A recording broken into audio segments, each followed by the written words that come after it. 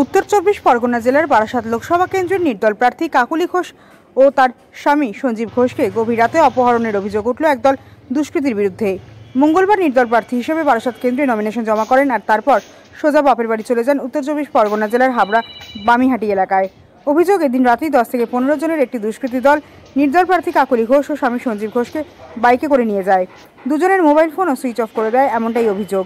ঘটনায় হাবড়া থানার দ্বারস্থ হয়েছে নির্দল প্রার্থীর অনুগামীরা। অভিযোগের তীর তৃণমূল কংগ্রেসের দিকে। ঘটনা তদন্তে হাবড়া থানার পুলিশ।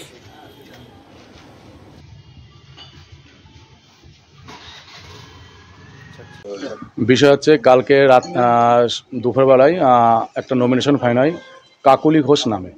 আমি ওনার প্রস্তাবক ছিলাম। আমার নাম দিলীপ দাস। কালকে রাত 2টোর সময় কাকুলি ঘোষ উনি ওনার বাপের বাড়িতে ছিল। 2টোর সময় কিছু দুষ্কৃতী এসে ওনার বাড়ি থেকে তুলে নিয়ে আসে, এনে ওনার শ্বশুর বাড়িতে ওনাকে নিয়ে আসে, যেখানে স্বামী ছিল, 2 সন্তান ছিল। 2টো থেকে আড়াইটার ভিতরে ওনাকে বাড়ির থেকে তুলে নিয়ে যায়।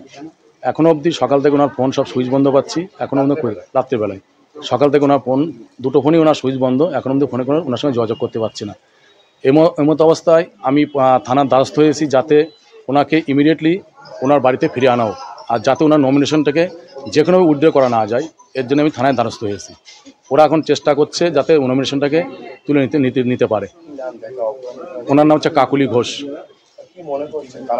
এটা যত সম্ভব আমার ধারণা, যেহেতু কাকুলি ঘোষ দোস্তিরা টিএমসির প্রার্থী হয়েছে, এখনও কাকুলি ঘোষ নামে যেহেতু উনি দাঁড়িয়েছে, এখনও কাকুলি ঘোষ ভয় পাচ্ছে, যার জন্য ওনাকে তুলে নিতে পারে। ওনার কিছু বলে তো, এটা হচ্ছে ওনার বাড়ি হচ্ছে বামিহাটি, সাদিমতলা বাড়ি, হাবড়া থানার অন্তর্গত।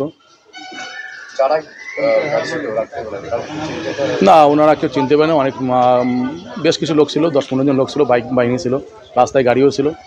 কেউ চিনতে পারে না রাতের অন্ধকার।